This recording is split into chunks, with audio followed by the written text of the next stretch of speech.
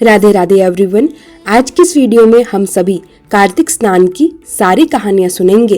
कहानी सुनने के लिए हम अपने सीधे हाथ में चावल के दाने या तिल के दाने ले लेंगे, क्योंकि खाली हाथ कभी भी कोई भी कहानी नहीं सुनी जाती। तो आप चावल या तिल या फिर फूल लेकर कहानी सुन सकते हैं। एक लोटा हम जल ले लेंगे और जहाँ पर हमारी तुलसी जी हैं वहीं पर बैठकर ये कहानियां सुनेंगे। सुबह स्नान करने के बाद हम ये सभी कहानियां सुनेंगे। पहली कहानी गणेश जी की।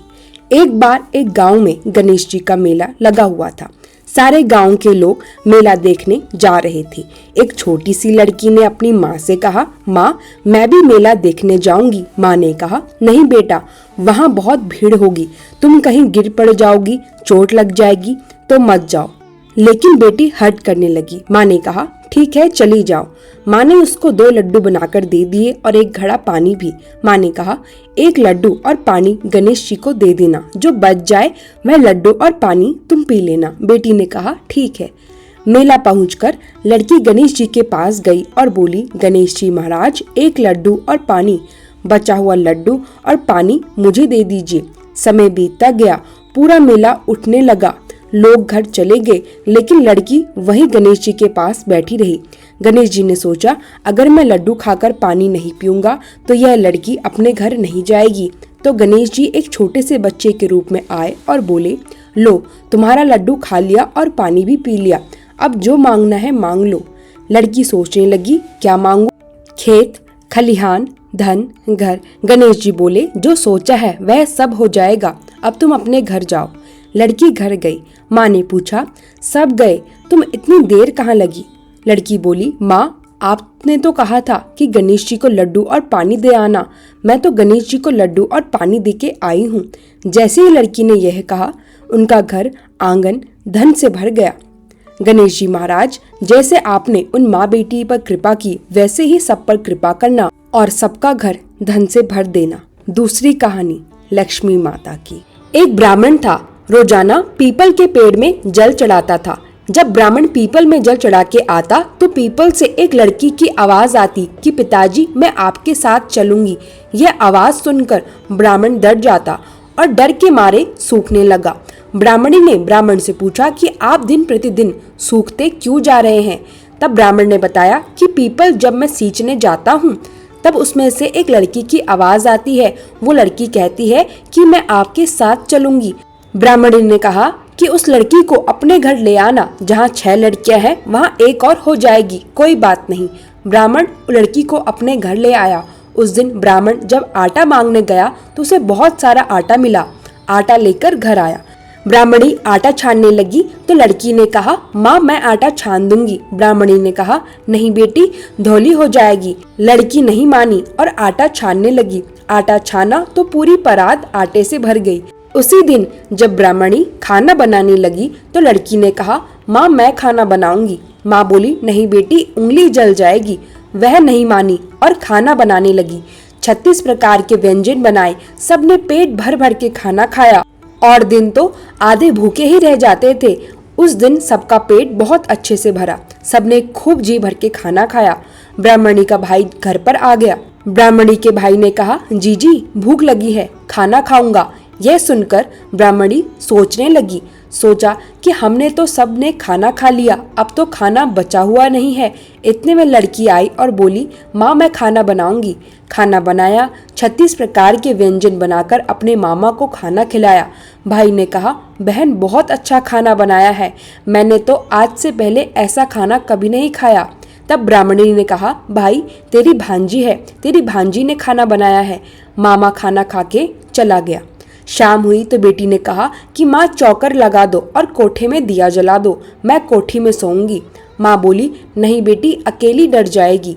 बोली, ना माँ, मैं तो कोठे में ही सोऊंगी। कोठे में सो गई।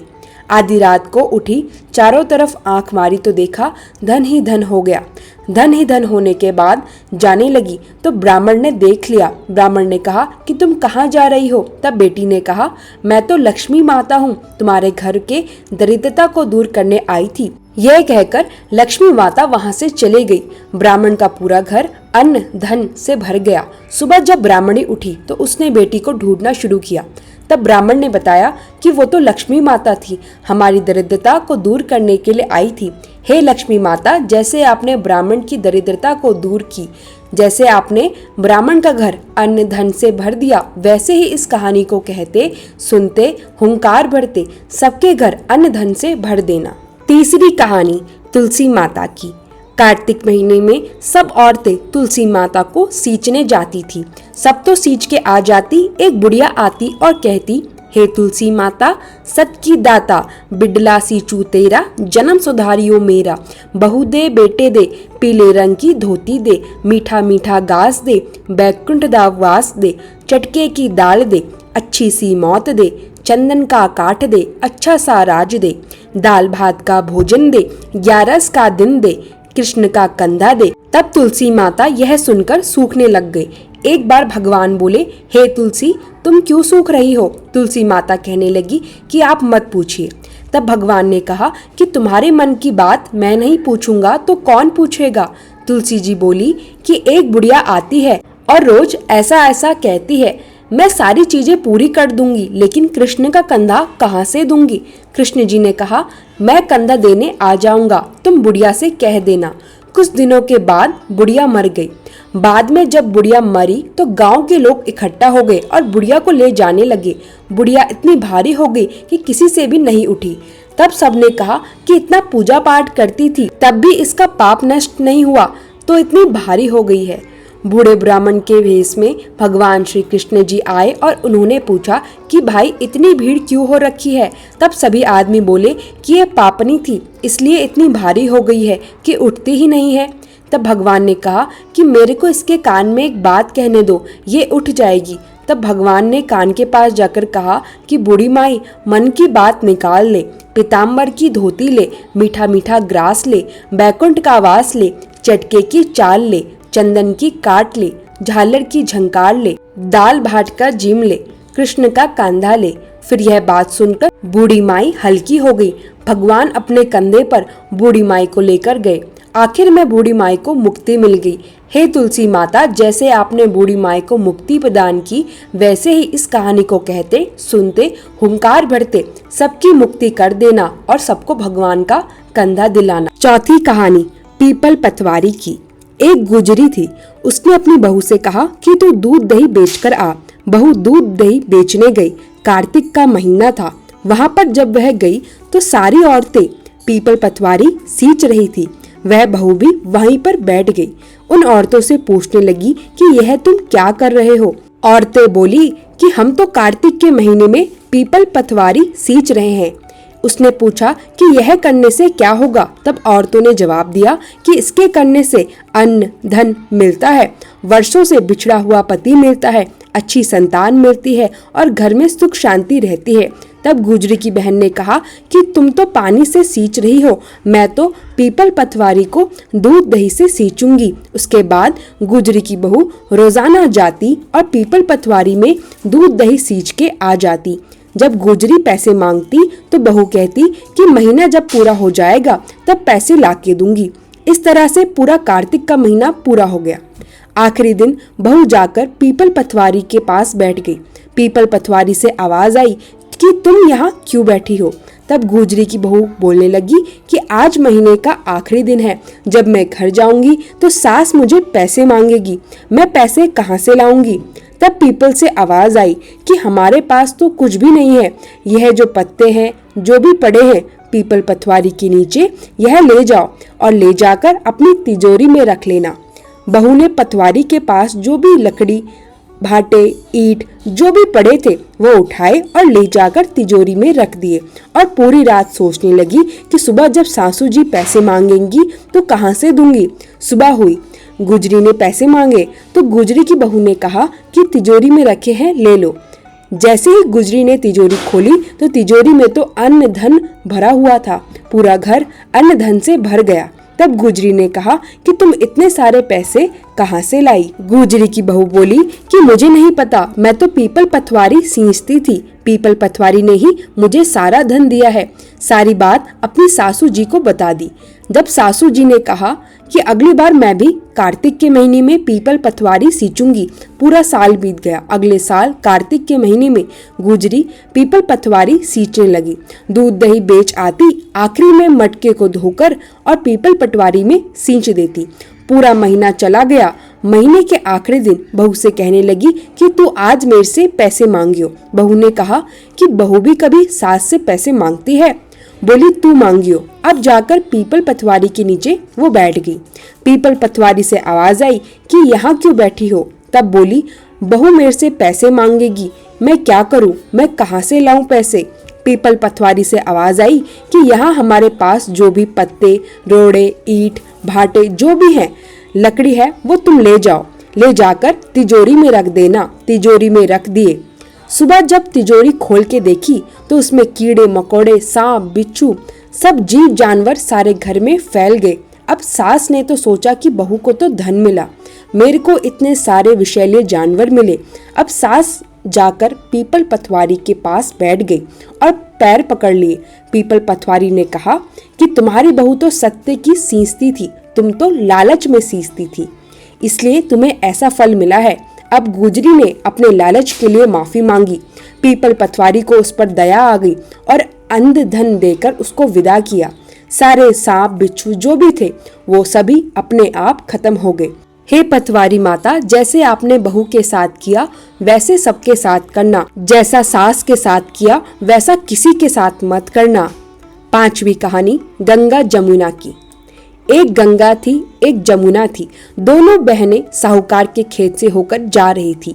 जमुना ने 13 दाने तोड़ लिए। गंगा बोली बहन तुझे तो ग्रहण लग गया, यह तो चोरी हो गई। तब जमुना बोली यह तो अनजाने में हो गया, अब मैं क्या करूं। तो गंगा ने कहा कि 12 वर्ष तक तुझे साहूकार के यहाँ नौकरी करनी पड़ेगी, तब तेरा ग्रहण उतरेगा। जमुना साहूकार के घर गई। उसने साहूकार से कहा कि मुझे नौकरी पर रख लो, मैं तुम्हारे सारे काम कर दूंगी, परंतु 4 काम नहीं करूंगी। एक तो जूठे बर्तन नहीं मांजूंगी, झाड़ू नहीं लगाऊंगी, बिस्तर नहीं उठाऊंगी और दिया भी नहीं जलाऊंगी। साहूकार ने उसे अपने घर पर रख लिया। 12 वर्ष के बाद कुंभ का मेला लगा। तब साहूकार साहूकारनी मेला में जाने लगी। जमुना ने कहा कि यह सोने का टका ले जाओ, मेरी बहन गंगा को दे देना और कह देना कि तुम्हारी बहन ने भेजा है। अपने गोरे गोरे हाथ में हरी हरी चूड़ी पहन लो। साहूकारनी ने वहां जाकर गंगा जी से कह दिया और टका गंगा जी को दे दिया। तब गंगा जी ने हाथ पसार का तक ले लिया और बोली कि जमुना मेरी बहन है, उसे कह देना कि तुम्हारे 12 वर्ष पूरे हो गए हैं, अब तुम्हारा ग्रहण उतर गया है, तुम आ जाओ। साहूकार साहूकारनी जब घर गए तो जमुना मटकी में पानी भर रही थी। साहूकारनी ने जमुना को कहा कि तुम्हारी बहन ने कहा है कि तुम्हारे 12 वर्ष पूरे हो गए हैं, अब तुम आ जाओ। इतना सुनते ही जमुना तो सहस्त्रधारा होकर बहाने लगी। तब साहूकार साहूकारनी उल्टे मुंह पड़ गए और बोले कि ये तो जमुना जी थी और हमने तो इससे सारा काम करवा लिया, हमें तो पाप लग गया है, अब हमारा पाप किसी भी तरह नहीं उतर सकता। उधर जमुना जब गंगा जी के पास गई तो गंगा जी ने कहा तुम साहूकार साहूकारनी को कोई धैर्य बधा के आई या नहीं। जमुना जी बोली नहीं बहन, मैंने तो जैसे ही तुम्हारा समाचार पाया मैं वैसे ही तुरंत आ गई। गंगा जी बोली कि नहीं, उनके पास जाओ और उनको संतोष दे के आओ। तब जमुना जी साहूकार साहूकारनी के सपने में आई और कहने लगी कि उल्टे माथे क्यों पड़े हो, उठ जाओ, खाओ पियो, तुम्हारा कोई दोष नहीं है, यह तो मुझे ग्रहण लगा था, मैंने तुम्हारे जो खेत हैं उससे गेहूं तोड़ लिए थे, तो चोरी का ग्रहण हटाने के लिए मैंने तुम्हारे घर पर काम किया है, तुम्हारा इसमें कोई दोष नहीं है। मेरे 12 वर्ष पूरे हो गए हैं, इसलिए तुम्हारी मुक्ति हो गई है। उन्होंने उठकर देखा तो सारे घर में धन फैला हुआ था। हे गंगा जमुना माता, जैसे साहूकार साहूकारनी को दर्शन दिए उनकी मुक्ति कराई, वैसे ही सभी को दर्शन देना और सभी की मुक्ति करना, सारे परिवार को अन्न धन देना और सबको सुखी रखना। 6वीं कहानी कार्तिक की। एक बूढ़ा था, उसकी 7 बहुएं थी। बूढ़े ने अपनी 7 बहुओं से कहा कि मेरा कार्तिक नहाने का मन है। 6 बहुओं ने मना कर दिया। 7वीं बहू बोली कि हाँ पिताजी आप नहा लो, मैं निभा दूंगी।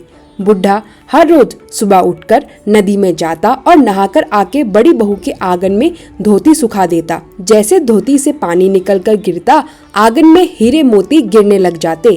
यह देखकर 6 बहुएं सोचने लगी कि पिताजी तो नहा के आते हैं और धोती से हीरे मोती झड़ते हैं। तब उन्होंने कहा कि पिताजी, आप धोती हमारे घर में सुखा दिया करो। अगले दिन बूढ़े ने कहा, ठीक है, मुझे तो कार्तिक नहाना है, चाहे यहाँ नहा लूं या वहाँ नहा लूं। बूढ़े ने आकर दूसरी बहुओं के घर धोती सुखा दी। अब धोती में से जो पानी गिरता उससे कीचड़ ही कीचड़ हो गया। बहुएं परेशान हो गई। बहुओं ने कहा, पिताजी, आप बड़ी दीदी के घर पर ही धोती सुखा दो, हमारे यहाँ पर मत सुखाओ। बूढ़े ने जाकर फिर से बड़ी बहू के घर पे धोती सुखाना शुरू कर दिया। इस तरह से पूरा कार्तिक का महीना बीतने लगा। एक दिन बूढ़ा बड़ी चिंता में बैठा हुआ था। बड़ी बहू ने कहा कि पिताजी, क्या बात है? तब बूढ़े ने कहा कि बेटा, मेरा कल कार्तिक का महीना समाप्त हो जाएगा। मैं चाहता हूँ कि कार्तिक नहाने के बाद मैं पूरे परिवार को भोजन खिलाऊं, सभी की दावत करूं। तो बहू ने कहा, ठीक है पिताजी, इसमें चिंता की क्या बात है, मैं सारा खाना बना दूंगी, आप दावत करा दो। बुढ़ा जाके न्योता देने गया। 6 बहू ने कहा कि हम तो जाएंगे, लेकिन बड़ी बहू घर पर नहीं होनी चाहिए। अब बूढ़े को फिर से चिंता हो गई। घर आया। घर आकर बड़ी बहू को सारी बात बताई। बड़ी बहू ने कहा, पिताजी, कोई बात नहीं, आप सबको न्योता दे दो, मैं अपनी 4 रोटी लेकर खेत में चली जाऊंगी। अगले दिन बहुत सारा खाना बनाकर और 4 रोटी बनाकर खेत में चले गई। 6 बहुएं आई, खूब खाया, पेट भर के खाया और जो बचा खुचा था उसमें कंकड़ मिट्टी डालकर चली गई। बड़ी बहू खेत में बैठी थी और कह रही थी कि राम जी की चिड़िया, राम जी का खेत, चुगलो चिड़िया भर भर के पेट, मेरे ससुर ने घर में जगह दी और मैंने खेत में। इस प्रकार वो चिड़िया को बाजरे डालकर घर पर आ गई। जब घर पर आई तो बुढ़ा उदास बैठा था। बहू बोली, पिताजी, क्या बात हुई, आप उदास क्यों हो? तब बुढ़ा बोला कि बेटी, देवरानी जेठानी आई थी, खूब खाया पिया और बचे हुए में कंकड़ डालकर चली गई। तब बहू बोली, कोई बात नहीं पिताजी, इसमें क्या है, मैं तो अपने लिए 4 रोटी और बना लूंगी, बाकी सब काम तो ठीक से निपट गया ना। बुढ़ा बोला, हाँ बेटा, बाकी सब काम तो अच्छे से निपट गया। जब बहू अंदर गई तो जाके देखती है कि जिस खाने में कंकड़ मिट्टी मिलाए थे उसमें तो हीरे मोती हो गए हैं। घर का महल बन गया है, सारा घर दौलत से भर गया, अन्न के भंडार भर गए हैं। तब उसने बाहर आकर ससुर जी से कहा कि पिताजी, पिताजी, आप तो कह रहे थे कि घर में कुछ नहीं बचा, देखो घर में तो हीरे मोती भर गए हैं, जहाँ देखो वहाँ दौलत ही दौलत है, घर तो महल बन गया है। तब बूढ़े बाबा ने कहा कि बेटी, तुम कार्तिक सच से निभा रही थी और वह पाप से निभा रही थी। कार्तिक देवता तुम पर प्रसन्न हो गए और तुम्हारे घर को धन से भर दिया। हे कार्तिक देवता, जैसे आपने बड़ी बहू के घर को धन से भर दिया, वैसे ही इस कहानी को कहते सुनते हुंकार भरते सबके घर को धन से भर देना और सब पर अपनी कृपा दृष्टि बनाए रखना। 7वीं कहानी सीता माता की। राम आए लक्ष्मण आए, देश के पुजारी आए, नित नेम का नियम लाए, आओ राम बैठो राम, माखन मिश्री खाओ राम, दूध बताशा पियो राम, सूत के पर्दे पाथो राम, सात दुशाला ओढ़ो राम, राम सवारे सबके काम, खाली घर भंडार भरेंगे, सबका बेड़ा पार करेंगे, जय जय राम, जय श्री राम। सीता माता ये कहानी रोज कहा करती थी। रामचंद्र जी कहानी सुना करते थे। एक दिन रामचंद्र जी को कहीं जाना था तो सीता माता ने कहा कि मेरी कहानी कौन सुनेगा। तब रामचंद्र जी बोले कि कुएं पर चली जाना, जो औरतें पानी भरने आएंगी उनको कहानी सुना देना। सीता जी अगले दिन जाकर कुएं पर बैठ गई। एक बहू रेशमी कपड़ी पहनकर सोने का घड़ा लेकर पानी भरने आई। सीता माता ने कहा, बहन, मेरा 12 वर्ष का कहानी का नियम है, तुम मेरी कहानी सुन लो। बहू बोली, नहीं बहन, अगर मैं कहानी सुनूंगी तो मेरी सास लड़ेगी, मुझे बहुत देर हो रही है। बहू घर चले गई। घर गई तो रेशम की साड़ी फट गई, जो सोने का मटका था वो मिट्टी का हो गया। सास बोली, किसका दोष सर पर लेकर आई है? बहू ने सारी बात बता दी। तब सास ने कहा कि मैं जा रही हूँ। सास उसी फटी पुरानी साड़ी को पहन के और उसी घड़े को लेकर आ गई। सीता माता बैठी हुई थी। सीता माता ने कहा कि बहन, मेरी कहानी सुन लो। तब सास बोली कि हाँ बहन, 1 बार नहीं 4 बार सुनूंगी, कहानी सुनाओ। सीता माता ने कहानी सुनाई। राम आए लक्ष्मण आए, देश के पुजारी आए, नित नेम का नियम लाए, आओ राम बैठो राम, माखन मिश्री खाओ राम, दूध बताशा पियो राम, सूत के पर्दे पाथो राम, सात दुशाला ओढ़ो राम, राम सवारे सबके काम, खाली घर भंडार भरेंगे, सबका बेड़ा पार करेंगे, जय जय राम जय श्री राम, जय जय राम जय श्री राम। बुढ़िया बोली, बहन कहानी तो बहुत अच्छी है। बुढ़िया पानी भर के घर जाने लगी। जैसे ही पानी भर के घर जाने लगी तो जो साड़ी फटी हुई थी वह दोबारा रेशम की हो और मटका दोबारा से सोने का हो गया। घर गई तो घर में अन्न धन भरा मिला। बहू ने पूछा कि माँ जी ये सब कैसे हुआ? तब सास ने कहा कि तुम तो दोष लगवा के आई थी, मैं तो दोष उतार के आई हूँ। वो जो औरत वहाँ बैठी हुई थी वह स्वयं सीता माता थी। सीता माता सभी के दुखों को दूर करती है और सबके घर अन्न धन से भर देती है। बहू ने कहा कि माँ जी मुझे भी कहानी सुना दो। तब सास ने उसे भी कहानी सुनाई। बहू बोली, माँ जी कहानी तो बहुत अच्छी है, हम रोजाना ये कहानी सुना करेंगे। दोनों सास बहू रोजाना सुबह जल्दी उठती, जल्दी उठकर सारा काम करती, नहा धोकर सीता माता की कहानी सुनती। देखते ही देखते पूरा घर अन्न धन से भर गया। एक दिन सुबह उनकी पड़ोसन आँच लेने के लिए आई। पड़ोसन बोली कि आँच दे दो। तब सास बोली कि आज तो हमने अभी तक आँच नहीं जलाई, आग नहीं जलाई है। तो वह बोले, तुम 4 बजे से उठकर क्या कर रही हो? तब सास ने बताया कि हम तो सीता माता की कहानी सुनते हैं। पड़ोसन ने कहा कि मुझे भी कहानी सुना दो, मैं भी रोजाना सुना करूंगी। तब सास ने पड़ोसन को भी वही कहानी सुना दी। पड़ोसन ने कहा, बहन कहानी तो बहुत अच्छी है। पड़ोसन भी रोजाना नहा धोकर सीता माता की कहानी सुनने लगी। उसके घर में भी धन के भंडार भर गए। हे सीता माता, जैसे आपने इन सब के घर में धन के भंडार भरे, वैसे इस कहानी को कहते सुनते हुंकार भरते सब पर अपनी कृपा और सबके घर में अन्न धन से भर देना। 8वीं कहानी, आठों वार की कथा। एक बेटा था। माँ गंगा जी नहाने गई और बहू से कहकर गई कि बहू मैं जा रही हूँ, मेरे बेटे को रोटी दे देना। उसने कहा, अच्छा माँ दे दूंगी। सुबह बेटा उठा, बोला माँ रोटी दे दो। बहू ने कहा, ना माँ है ना रोटी है, कुछ कमा के लाओ तभी रोटी दूंगी। वह बोला, भगवान मुझे तो कमाना नहीं आता। लेकिन बहू नहीं मानी। उसने कहा कि रोटी तो तभी मिलेगी जब तुम कमा के लाओगे। तब वह बोला, ठीक है भगवान 4 रोटी और अचार दे दो, मैं कमाने जा रहा हूँ। 4 रोटी और अचार दे दी। ले जाकर कुएं के पाल पर जाकर बैठ गया और कहने लगा, हे राम मैं तो कमाना ना जानू। भगवान ब्राह्मण का भेष बनाकर आए और बोले, तुम ऐसे उदास क्यों बैठे हो? तो वह बोला कि मेरी पत्नी ने कहा है कुछ कमा के लाओ, मुझे तो कमाना नहीं आता। ब्राह्मण के रूप में भगवान बोले कि भैया कमाना तो मुझे भी नहीं आता, पर हाँ मैं 8 वार का नाम जानता हूँ जिससे मेरे घर में अटूट भंडार भर गए हैं। चावल के दाने ले आओ, पानी भर के घंटी ले आओ, ढके बर्तन उखाड़ दो, औंधों को सीधा कर दो। 2 ब्राह्मण ने कही, उसने सुनी। इतवार, सोमवार, मंगलवार, बुधवार, बृहस्पतिवार, शुक्रवार, शनिवार, 8 वारों का आसरा, भरियो पीहर सासरा। अटूट भंडार होते चले गए। घर पहुंचा तो बीवी बोली कि क्या लाए? उसने कहा, 8 वारों का नाम लेकर आया हूँ। बीवी ने सोचा चलो कुछ तो लाया है। चावल, चीनी के दाने और पानी की घंटी लेकर बैठ गए और औंधों को सीधा किया, ढकों को उखाड़ दिया। उसने कही, बहू ने सुनी। इतवार, सोमवार, मंगलवार, बुधवार, बृहस्पतिवार, शुक्रवार, शनिवार, 8वां वारों का आसरा, भरियो पीहर सासरा। अटूट भंडार होते चले गए। बहू से बोला कि मैं बेटी के घर जा रहा हूँ। फटे से कपड़े पहनकर बेटी के घर गया। बच्चे बोले, माँ नाना आए हैं। बेटी ने कहा, कैसे भेष में आए हैं? बच्चों ने बोला, मैले कुचेले फटे भेष में आए हैं। बेटी बोली, आए तो क्या है, रोटी तोड़ेंगे। सच है गरीबी कुछ भी कहलवा देती है। बेटी से कहा कि बेटी मेरी 8 वार की कहानी सुन ले। बेटी ने कहा, पिताजी मैंने तो मुंह जूठा कर लिया है। पिताजी भूखे सो गए। अगले दिन बेटी को तरस आ गया। बेटी ने कहा, मैं आपकी कहानी सुनूंगी, कहानी सुनाओ। पिताजी ने कहा, चावल के दाने ले आओ, पानी की घंटी ले आओ, ढकों को उखाड़ दो, ओढ़ने को सीधा कर दो। पिता ने कहानी कही, बेटी ने सुनी। इतवार, सोमवार, मंगलवार, बुधवार, बृहस्पतिवार, शुक्रवार, शनिवार, 8 वारों का आसरा, भरियो पीहर सासरा। अटूट भंडार होते चले गए। बेटी भर भर के वो ये बांटने लगी।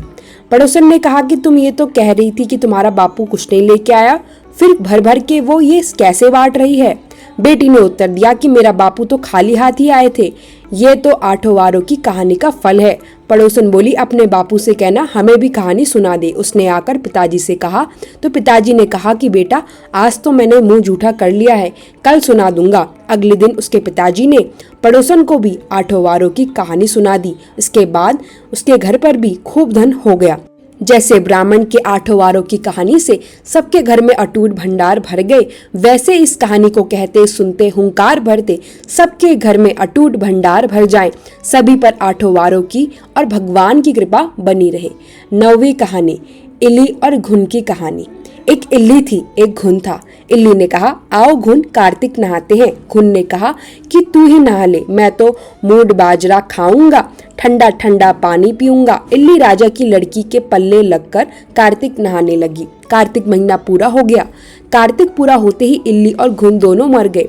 बाद में इल्ली ने राजा की बेटी के रूप में जन्म और घुन राजा के घर में गधा बना। जब बेटी विवाह के लायक हुई तो राजा ने योग्य वर देखकर बेटी का विवाह कर दिया और ससुराल जाने के लिए विदा करने लगे। तब बेटी ने बैलगाड़ी रुकवा दी और राजा से कहा कि मैं तो यह है जो गधा है, इसको लेकर जाऊंगी। तब राजा ने कहा, धन मांग लो, दौलत मांग लो और कुछ मांग लो, ये क्या चीज मांगी? बेटी नहीं मानी तो राजा ने गधा बेटी के साथ ही भेज दिया।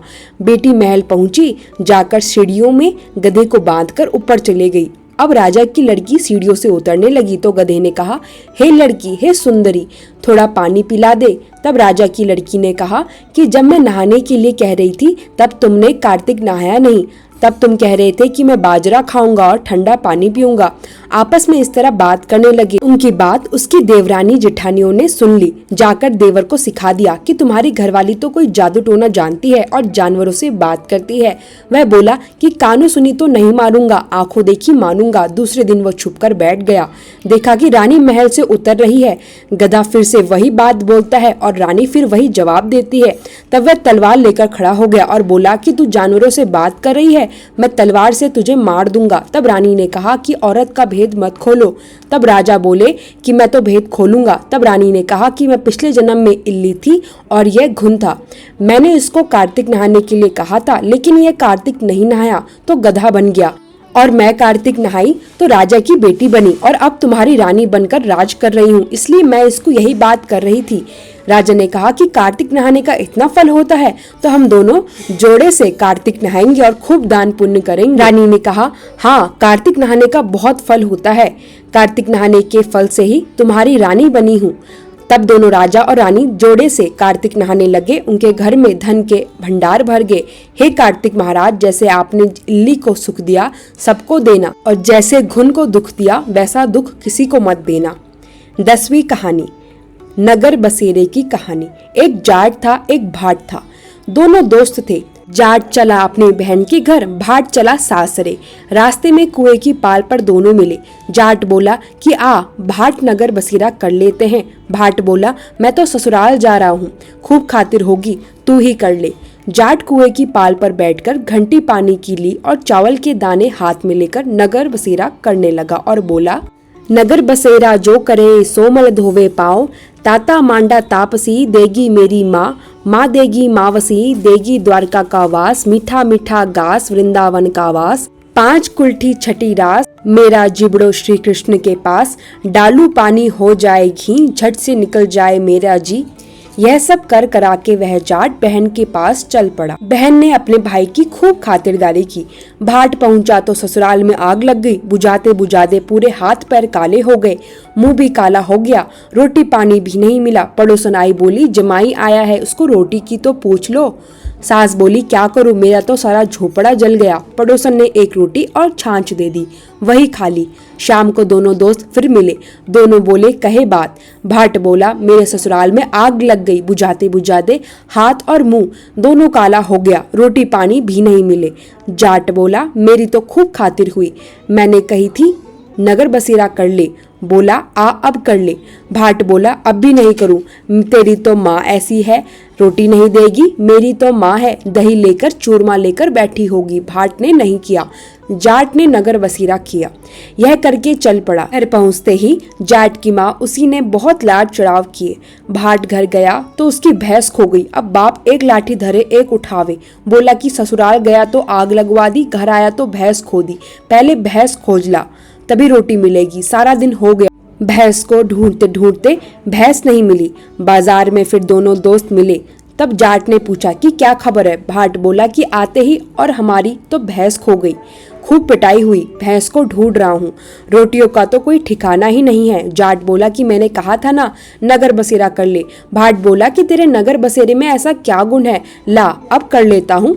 दोनों नगर बसेरा करने लगे। नगर बसेरा जो करे सोमल धोवे पाँव, ताता मांडा तापसी देगी मेरी माँ, माँ देगी मावसी देगी द्वारका का वास, मीठा मीठा ग्रास वृंदावन का वास, 5 कुल्ठी छठी रास मेरा जिबड़ो श्री कृष्ण के पास, डालू पानी हो जाएगी झट से निकली जाए मेरा जी। उन्होंने नगर बसेरा किया, आगे चला तो भैंस मिल्की घर लेकर आया। माँ बोली लड़के को आते ही घर से निकाल दिया, सारा दिन का भूखा प्यासा मर रहा है। उसने खूब अच्छे से अपने बेटे को जिमाया और सारी नगरी में ढिंडोरा पिटवा दिया कि सब कोई कार्तिक के महीने में पीहर सासरे जाते आते नगर बसेरा जरूर करे। फ्रेंड्स, ये थी कार्तिक महीने में सुनी जाने वाली सभी कहानियाँ। आप सभी को कैसी लगी? अगर अच्छी लगी तो प्लीज वीडियो को लाइक, चैनल को सब्सक्राइब करना मत भूलिएगा। मिलते हैं नेक्स्ट वीडियो में, तब तक के लिए राधे राधे।